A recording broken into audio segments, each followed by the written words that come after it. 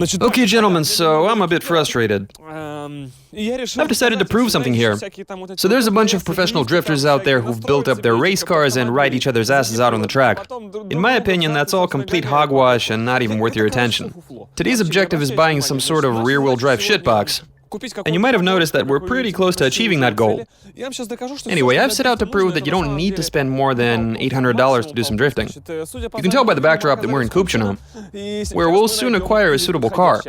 We've already done a background check on this one, and so today you'll definitely see some serious sideways action. We'll be keeping all of those rear-end bandits in check. Now imagine if that guy just woke up. He's probably not ready to be famous. Maybe you should use this. Oh, we have a thickness tester. Did you set this thing up? Like true professionals, we've brought a cheapo thickness tester with us. The exact same kind that I gave away on my Instagram. Oh, dude. 1,900. It's pretty much factory. It's an 80s car, of course. Here we have 1 mil. 0.8. Maybe at least the roof will have factory paint. And here we also have 1 mil. This car has some thick-ass paint. They definitely knew how to paint cars back in the day. I mean, in the ghetto. 0.7. 1 mil pretty much all around. At least it has a uniform second code. Thank you. Thanks a lot. Everything seems to be in order. Can you maybe start the motor? We've already probed the car with a thickness tester. It obviously hasn't been crashed or painted. It's been crashed. No way, man. Really? This car is perfect. Why is the engine running so smoothly? Are you sure the price is $1,000 and not $2.5 grand? This is exactly what I'm looking for. It is pretty smooth. So how long have you had it? For about 3 years. 3 years. Seriously, a black felt headliner? That's some full-blown race spec stuff. Awesome, I'll buy it. Thank you, sir. Now you give me the documents and I'll give you some money. You know what? From the inside, this thing seems to be well sorted. It is in good shape. The motor's pretty smooth. This ain't no Chinese car, obviously. Okay, so now we have a car. Now there's no need to build that flanker, which means we saved ourselves 2 years and 4 billion euros.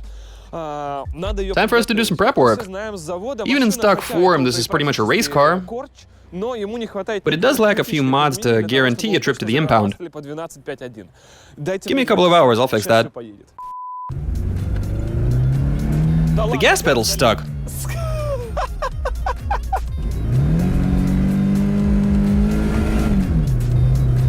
I can see a ton of smoke back there. The sticking gas pedal is no fun at all. Now we just... Goddamn gas pedal is a freaking Kamaz in front of us. Now we just have to weld the diff. And we have ourselves a drift spec hypercar. Without spending too much money. In a few words, here's what we're looking at. In my opinion, this is one of Ford's most reliable motors. I can't say I'm an expert when it comes to Ford engines, but the 2-liter 8-valve single overhead cam units that I've encountered tend to be quite bulletproof. This one is also a 2-liter, but with dual overhead cams, 16 valves, and 120 horsepower. Now, I've never seen one of these in bad shape. Maybe I just got lucky, of course, but in my opinion, if you see someone selling an old 2-liter Ford, be it an Escort, a Scorpio, or a Sierra, did they make Escorts with the 2-liter? I'm guessing they might have. Anyway, you're pretty much guaranteed to have no trouble at all with the motor.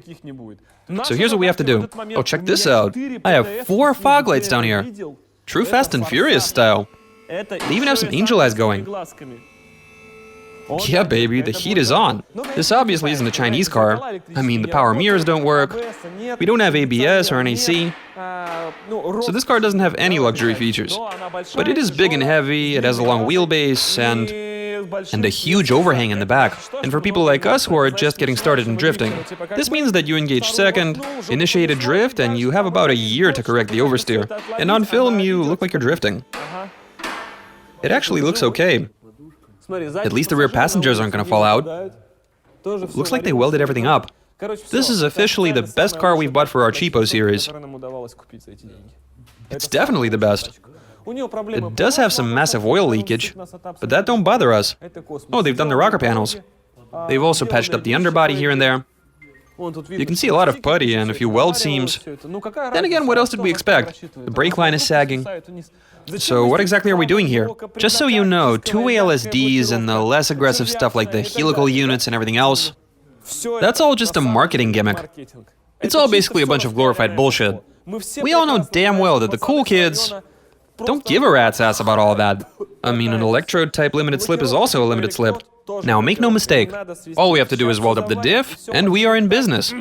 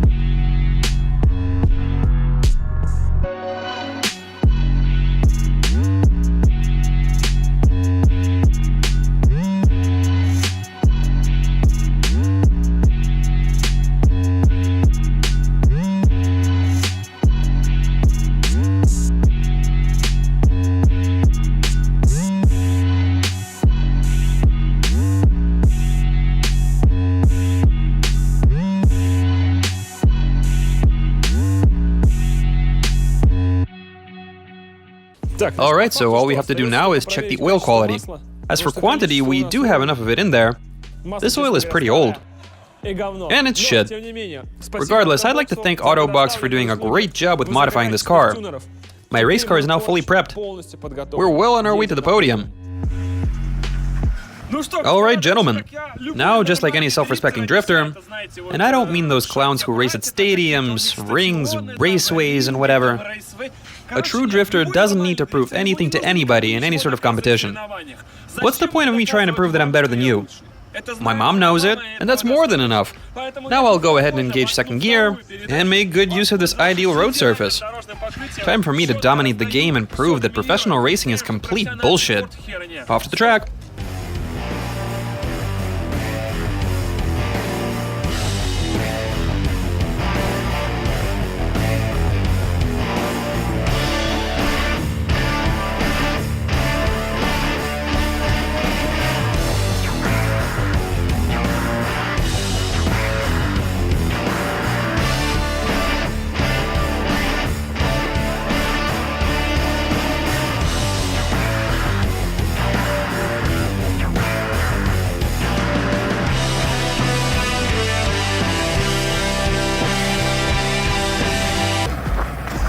We have a winner. This thing is more than happy to go sideways for as long as I want it to. There you go. $800 for the car, another 30 to weld the diff. Factor in my unholy skills. Alright, let's keep going.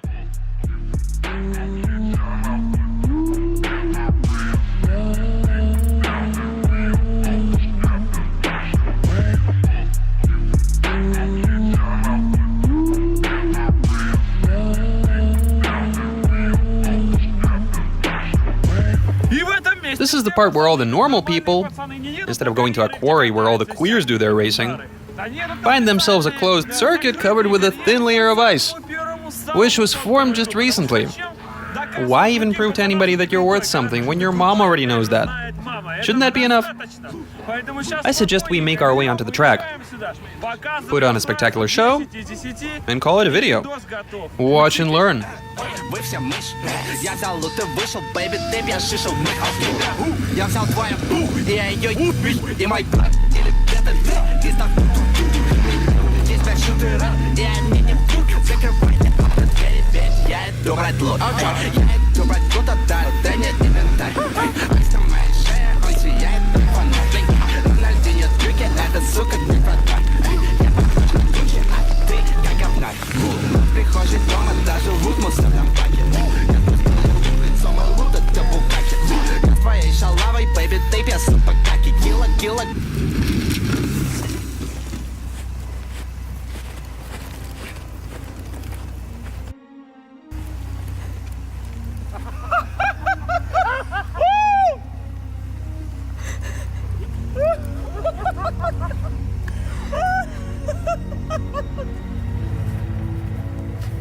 It was going okay until... My heart rate is like... sitting on red line. Mommy, I want to go home. Like right now. Check that out, it's sinking. I wouldn't get that close if I were you. Didn't you want to buy it for yourself, Vlad? At least the documents are okay. Look at that. It's going under. The water's already got into the cabin. You could hear it bubbling. As soon as the water reaches the window, that's a wrap.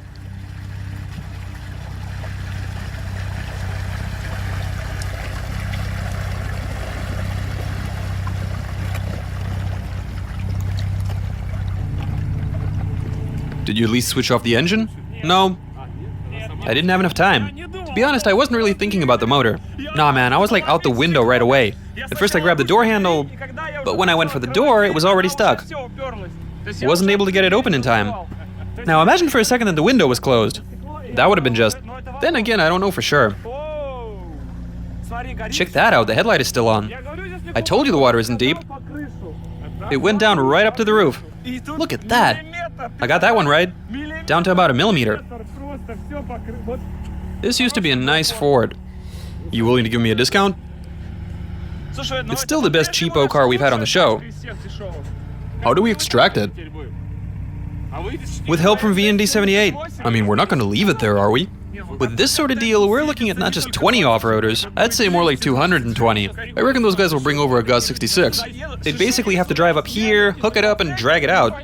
That sounds boring. I'll give you that one. It is pretty uninspired. Any idiot can do that.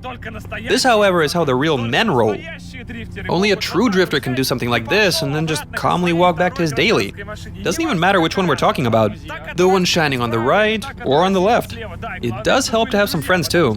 Aw man, if the window hadn't been open, your 4-eyed boy would be done by now. Talk about an increase of skill though.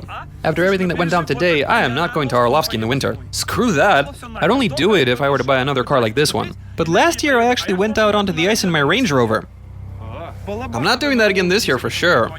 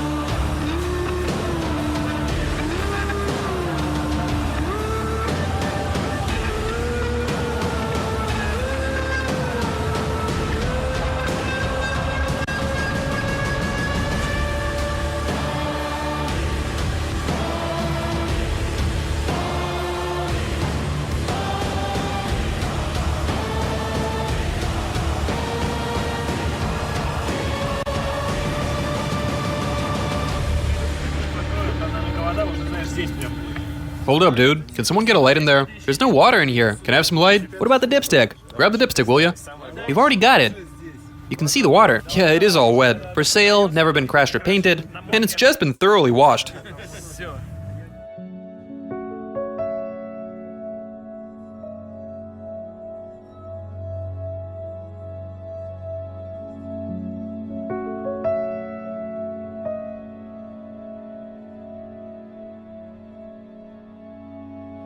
I think we've established something here. Building yourself a drift car for a ton of money is gonna bore you out of your mind. Plus it'd be a waste of time anyway. You'd be much better off if you buy a car for $800, go out there and have a fun day while honing your skills, and doing a perfect round of 4 laps around that ice track. After that you drown it and meet up with a bunch of lovely people from the VND78 community, to which there will be a link in the original video description. That's just the way we roll. Anyway, so why do people love the parking lot drifting scene? Probably because they like seeing the rear axle fly away into the produce section. Nobody cares to see a car successfully navigate the concrete block. box. As for what we're doing out here, this is actually a lot of fun, and you'll most likely remember a day like this one for the rest of your life. On the other end of the scale, you've got a few years spent to build yourself a proper car, and after that you might see some podium finishes. But then again, these sorts of ghetto art projects are actually quite thrilling. The only drawback being that this is just plain stupid. And you really shouldn't try anything like this yourself. Seriously, it's not a good idea, due to it being utterly stupid and life-threatening. I got lucky, as fools always do. This brings us to a very simple conclusion. You can indeed get as much joy out of a car for $800 as you would if you were to waste 3 to 4 years on building some monster with a bunch of carbon fiber parts, and all sorts of other jazz that we've never heard about. So spend your free time on something worthwhile, and make sure to have the right people on hand who would always help you out when needed, and who'd contribute to making an unforgettable evening. Thanks, guys. You've been great, even those who were just looking on. I mean, theoretically, you would have at least helped us notice if someone were to go under the ice. This was probably the most unusual cheapo episode, and the Ford Scorpio turned out to be an awesome car. I stand by this being the best car we've bought for this series. But it's time for us to move on. Our next purchase is going to be a Kamaz truck. I mean, damn it. But we had to do it at some point. I just haven't been able to get around to it right up until this video. And I've decided to say it out loud so that I don't start backpedaling. Big thanks for watching this video. Good luck to all of you, and goodbye. Let me just get my frozen gloves. Meanwhile, you can do a dramatic close-up. And we can announce that it did start after all, except it didn't. Thanks for the fun evening.